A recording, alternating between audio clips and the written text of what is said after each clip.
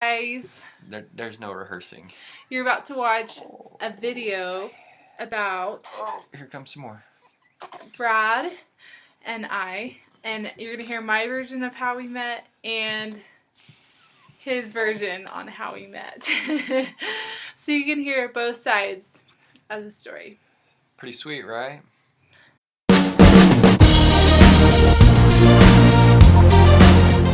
Okay, so how did Brad and I meet? This is kind of a fun story. For a lot of you who don't know about Brad and I, most of you do, I don't know. If you don't, this is how we met. At the time, let's go way back. Let's go way back. In 2007, my aunt married Brad's brother in the summer of 2007. I currently was in between my junior and senior year of high school, and Brad's family was all at the wedding and everything, but Brad was not. He was currently in the Ukraine serving a mission for the Church of Jesus Christ of Latter-day Saints, and he was there for 2 years on a mission.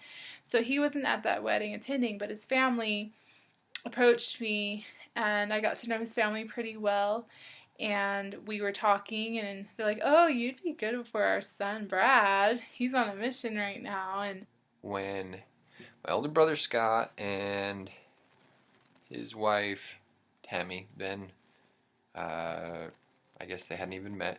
They met at college at BYU. I was on my mission in Ukraine. They fell in love, blah blah blah, whatever. They had their wedding out in Tennessee at the Nashville Temple. And that time I was on my mission, like I said, in Ukraine, so I couldn't make it. But my mom brought a little picture of me, a little cutout, if you will, of me. And then the only thing I knew of was when I got an email with these two girls kissing my picture. And one of them happened to be Chassie, the other one her sister. And no explanation, but the explanation came on later, I guess. I kind of blew it off like, okay, I'm 17, not really interested, maybe a little, I don't know. At the time, I was currently dating a guy, and he was actually with me at the wedding. So obviously my mind wasn't set on my future or marriage. I mean, of course it was in the back of my mind, but not that summer. I was just having fun playing and getting tan and lifeguarding and all that fun stuff. So the wedding came and went. The time started going by, and Brad's dad was a truck driver, so he did long-haul truck driving across the United States, and he would come to Tennessee often to see my grandparents, my aunt's parents, and he's like in town, and it was around February, and he's like, "Oh, Brad's home from his mission. He just got back, back in August. Do you want his number?" Never thought I'd say it, but my dad set us up. Long story short. There, that's it. And done.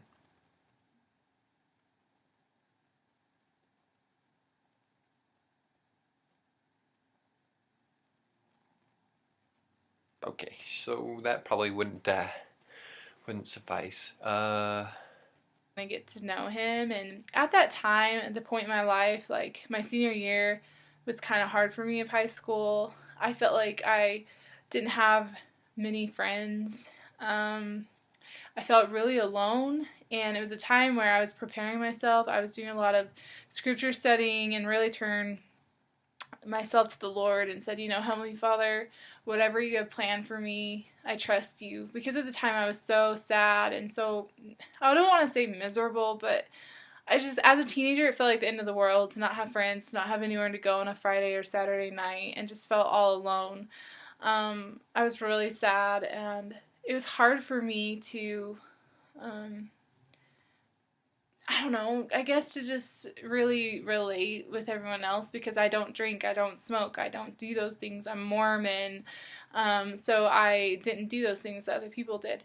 And I know Heavenly Father knew that maybe I needed a friend. And anyways, fast forwarding, I I come home from my mission and I'm chilling at BYU, kind of taking classes, trying to figure out what I want to do with my life, and I guess then I was trying to be Cosmo the Cougar, and my dad calls me up out of the blue. Hey, did you hear from that girl? At that time I hadn't. So his dad was at my house and gave me his number, and of course me, social butterfly Chassie, texted him and was like, hey, my name's Chassie Anderson, I've heard a lot about you, how's it going? You know, like, what do you say? You've never met, and you're texting someone you've never met. Like, no, I don't know what you're talking about. And he said, oh, you were supposed to get a text message. She was supposed to send you a picture of herself. I'm like, what are you talking about? So it turns out he was out in Tennessee at the time, visiting Scott's in-laws, and spent some time with Chassie's family too, I guess, and convinced her somehow to send her picture to me. So he texted me back and was like, hi, I'm Brad, I've heard lots about you. And so we kind of like started texting back and forth to one another.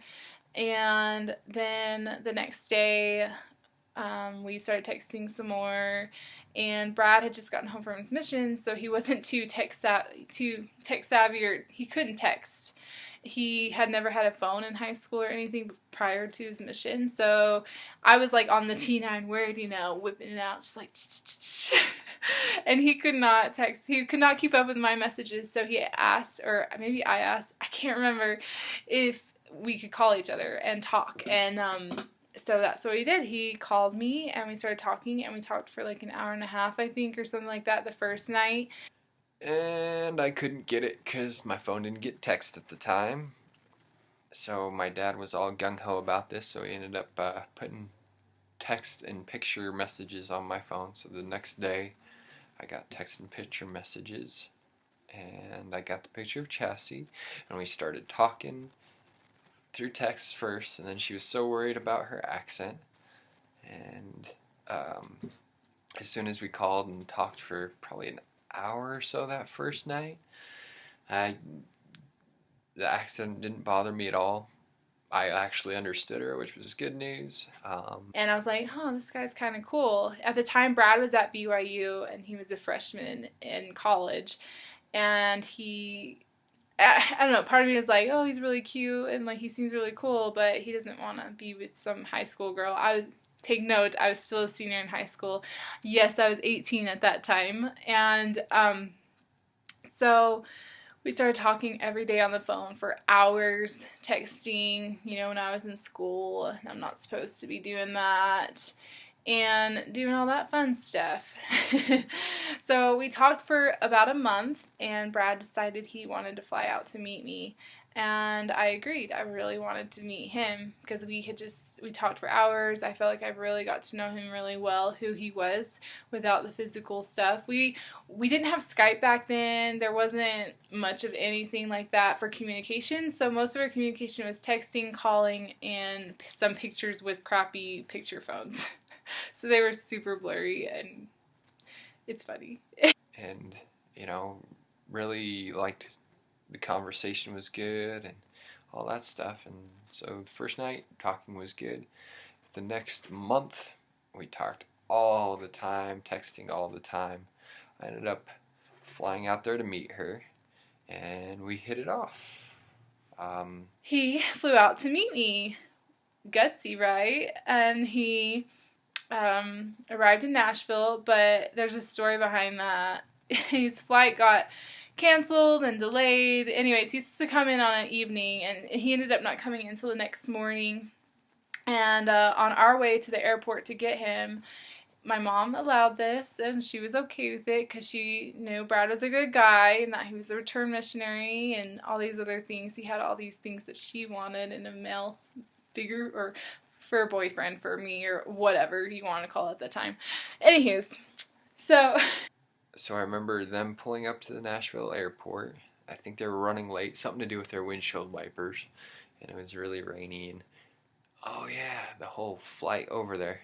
On our way there, it was like pouring down rain, and our windshield wipers completely like flipped up because it was raining so hard. So we had to pull on the side of the road. And it's just like, it just felt like I wasn't supposed to meet Brad. I just feel like many forces, such as Satan, or whatever you want to call it, luck, was pulling me away from meeting him. Sorry, this is all coming back to me as I'm talking about it.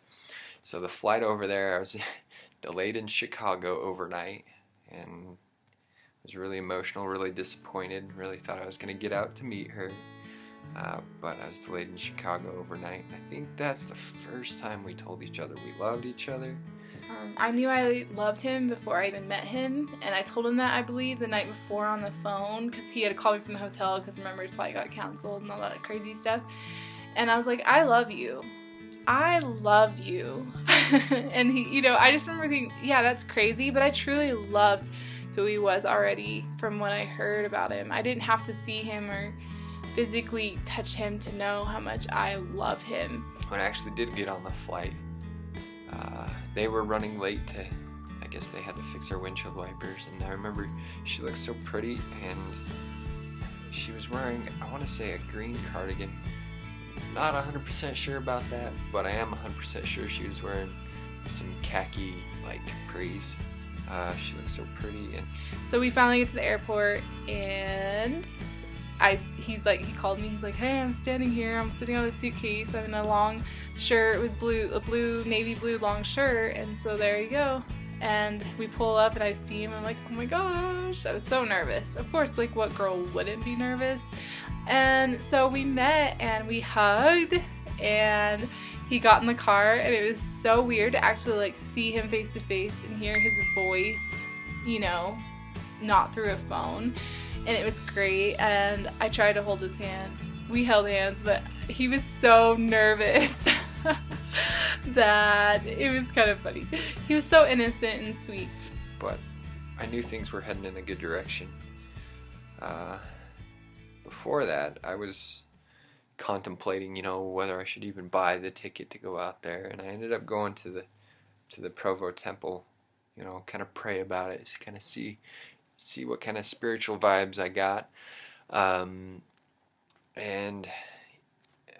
I remember in some of our conversations we had talked about how her favorite flower is a peach rose, or at least it was at the time. And then when I got to the Celestial Room in the Provo Temple, there was a huge centerpiece, and at the top of the centerpiece was peach roses. I'm like, is this a sign? I don't know. But I took it as such and went ahead and bought the ticket. And we had a great weekend. We went bowling, we went hiking at Rutledge Falls. We did all sorts of fun stuff. I'm trying to think what else we did. We went out to eat, we went to a drive-in movie.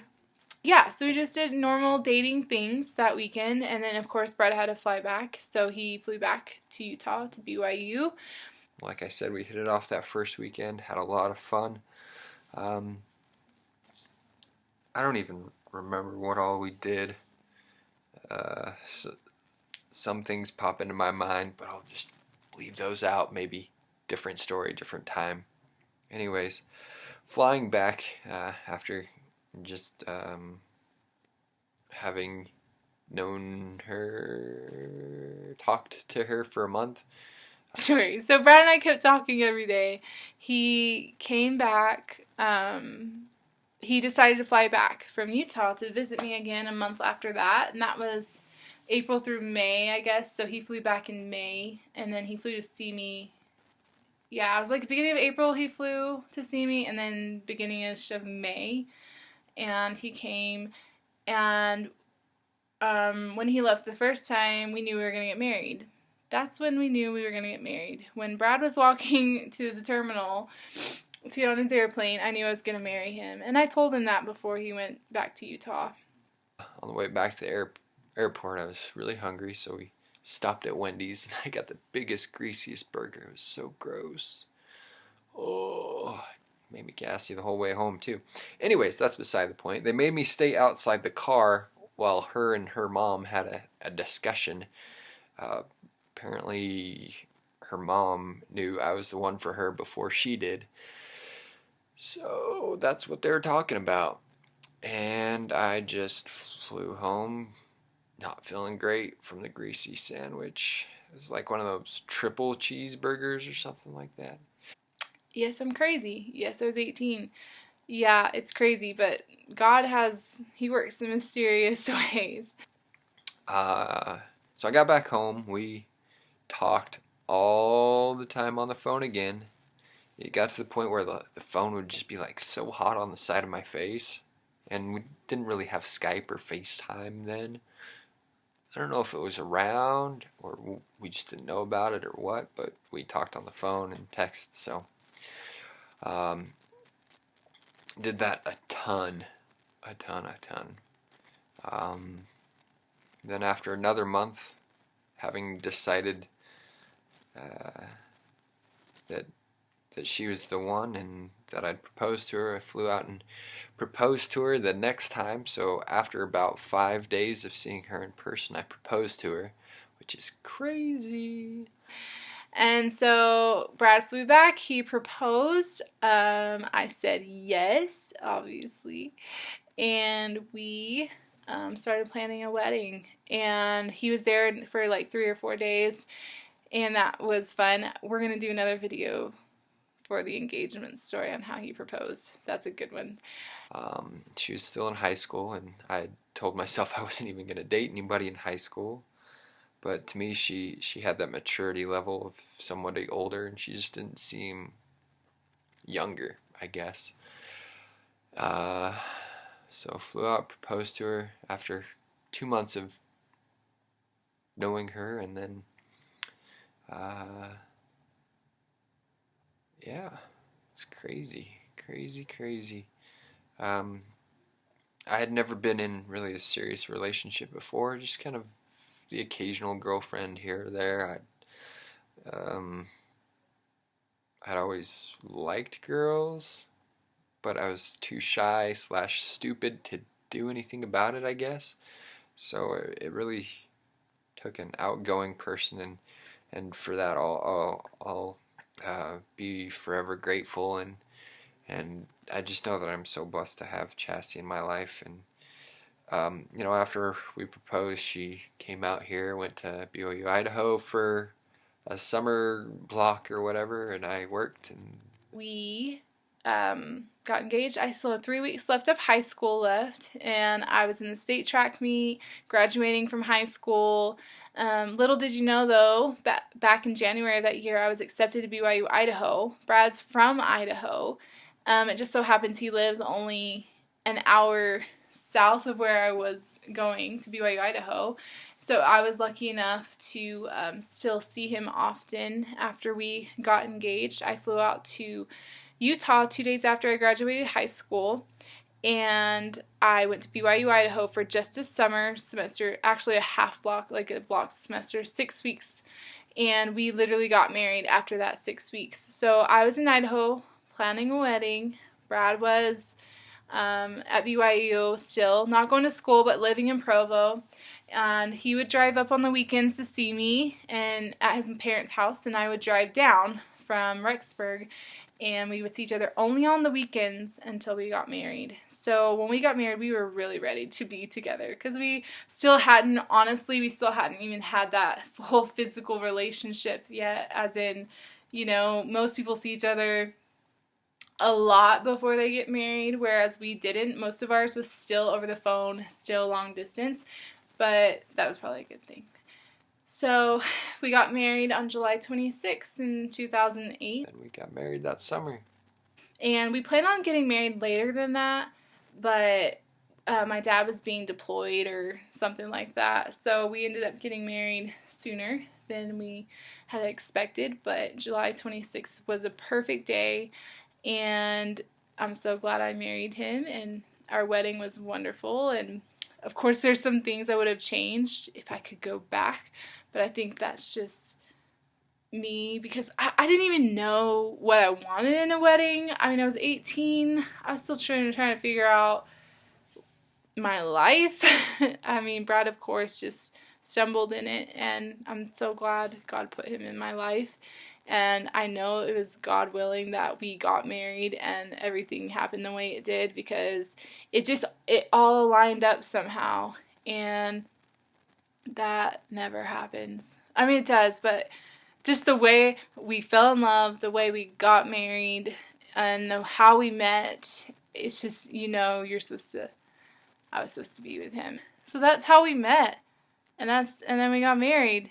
And we've been married almost 8 years now. So that's my side of my story. Now we're going to answer some questions about each other that I wrote down so that we can maybe, remember them one day or whatever. A couple anyway. Is that thing on? Okay. Oh, he also does the, why don't you pull your shirt down, honey? You remember that? Yeah. Ask Brad a question, but it's actually for both of us to answer. And then I'll just say the questions and we'll both answer it. Okay. You first, since you got to think about the answers. What? Actually, I haven't. Because I didn't let my mind think about them. Okay. What went through your mind when you first met me in person? In person or on the phone? In person. And on the phone. Let's do that both. Whoa. Well, I remember getting the text first. So does that count as on the phone? Yeah. So the text, you're so pretty, because it was the picture of you in a black shirt and your hair was all curly from getting ready for a pageant. I sent you a picture? Sure did. The first night? Yeah. Yeah, I don't remember that. That's the first thing you did. So we didn't even talk the first day. We just texted the first day. Right. I knew that. And you sent that picture the first But I don't day. remember sending you that picture. I could show it to you. Because remember, I made you a book. I thought your dad sent it to you, not me. I swear your dad sent you the picture. Nope. Or else it wouldn't have been under those text messages under you. I don't know. On the phone, I just remember you were texting about, don't make fun of my accent. And I thought it was kind of cute. So there. I didn't think it at all. And what went through your mind when we first met in person? In person. Kind of like, wow, is this real? Is this, am I really here in Nashville? Am I really flying out to meet this girl? It just didn't seem real the whole time, so I guess that was my first thoughts. Okay. What were my thoughts when I first talked to Brad on the phone or texted? He's a cool guy. Honestly, I don't think there was a lot I don't know. I guess for me it was just I want to get to know him better. There wasn't, I don't know.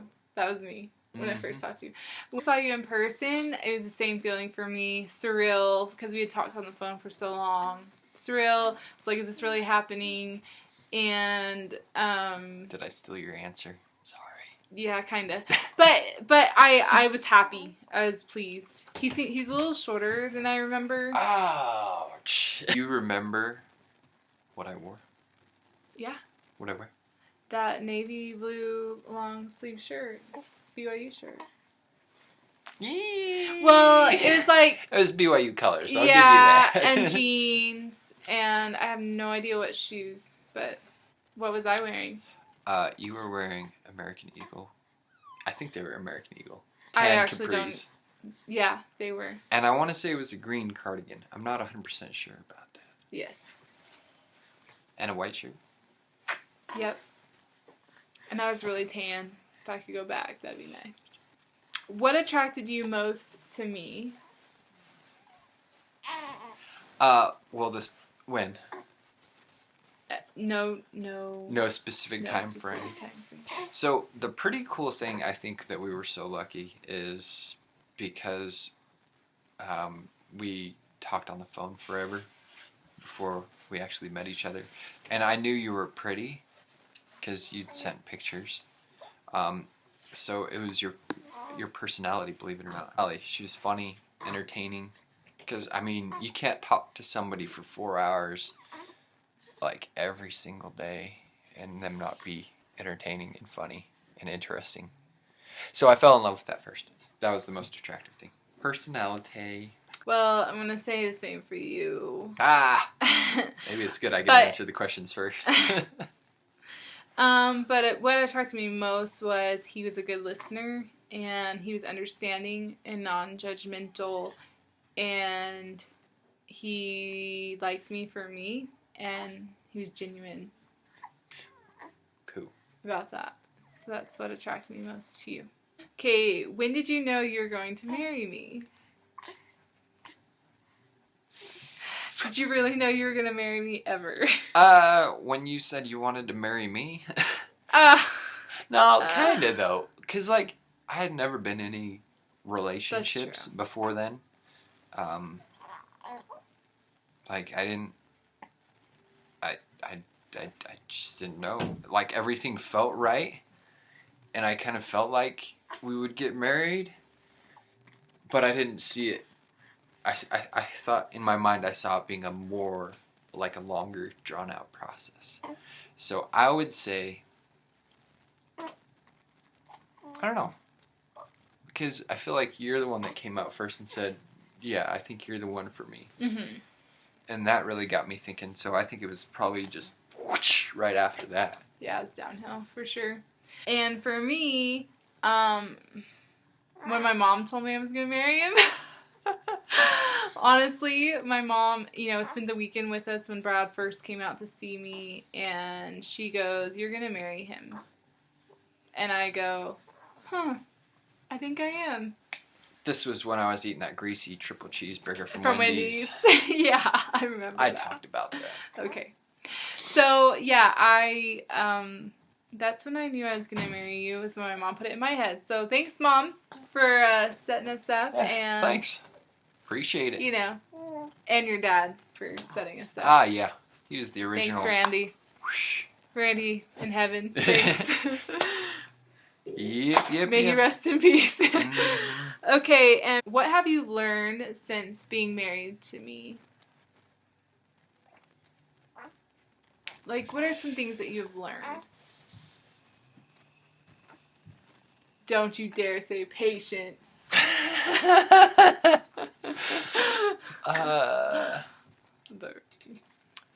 But really. I learned patience. No, And I learned. I don't know, I guess I feel like I've learned more of my weaknesses. And it's an ongoing process to try to overcome those weaknesses. But I feel like marriage has really opened my eyes, and I guess life in general has opened my eyes to my weaknesses and my shortcomings. For example, I have a lazy tendency, which I need to get over sometimes. He said it. It's true. Let's face it, it's true. I value sleep more than like stuff. But yeah, I mean, I guess that's the awesome thing about being married is because I'm with you, I want to be a better me, and so I find out my weaknesses and I try to do better. What I've learned since being married, there's a lot of things. Patience. Oh sure, I can't say it, but you can. No, but really, like, of course, like, you have to be forgiving, and it's hard to let grudges go, and I think that's something I've learned is to just let a lot of things go, and sometimes, like, an argument's just not worth it, and so I just let it go. Of course, there's some arguments that need to be out there, so your brain doesn't go crazy, but for me, that's what I personally have learned. And I've also learned a lot about myself, that I too am not perfect, and I'm glad Brad has stayed with me this long and put up with me. We've been together almost 8 years, married now. So I'm glad that I've learned patience and to not hold grudges, and I've learned a lot about myself, that you can't love another person unless you love yourself, and I think that's true. And of course there's times where we don't love ourselves when we are married, and I think Brad helps me to love myself when I'm not. He's very good about complimenting me and loves me for who I am. And I don't know, I've learned that you can't have a marriage without God too. I think he's part of the reason, the biggest reason why we are married and together, because I know that God keeps us pushing through when times are tough, because it's not always easy. And oh yeah, trials. What I've learned since being married is trials. How to get through trials with a smile on my face, or to just get through them in general. With a smile on your face. Just to get through them in might general. Be pushing a little bit far on that one. Trials, I don't know. I feel like we've had a lot of trials. Brad and I have had a lot of trials. Different than, of course, other people's trials in marriages, but we've had a lot of trials. And I feel like that's something I've learned, is that you got to get through them together. And yeah. True that. What do you love most about me? Right meow. Right now, what I love most about Brad is his body. Like, I mean, come on, you know what I'm saying? It's like... Yeah, all the metal pieces here and down there. What I love most about Brad right now is that he does love me after having 3 babies, because his body is not perfect anymore. Brad is a good man, and he sincerely is the most friendliest guy to everybody. And also, on top of that, he's very dependable. Huh. I think you're dependable to not just me, but to like people around us. If you ever ask Brad to do anything, he'll do it for you. He's very good at service, and I love that about him. That he serves others when he remembers to do it. You gotta write it in the phone. You gotta put it in his phone, and he'll do it. What do you love most about me? Oh, so I have to answer the right question now. Too? Oh, okay. Why not? Right meow is I don't know, you have patience. I don't know, I guess you see the bigger picture, which sometimes I really need to work on. Because I don't know what it is, but sometimes I get a short fuse. And I still try to keep it, like, I keep it inside so I don't necessarily blow up. But in my mind, I'm like, bah! I wish you would talk more, for reals. But you have so much patience and you see the bigger picture so much better. And you try to help me see the bigger picture. Yeah, I try. That's it. I try. For me. So that's the video about how we met, and we hope you guys liked hearing our story, and we hope you have a fun story, or I hope you found the one you love and will soon be married to them, or are married to them now. And we will see you later. Please subscribe and thumbs up our videos, and toodaloo. Toodaloo.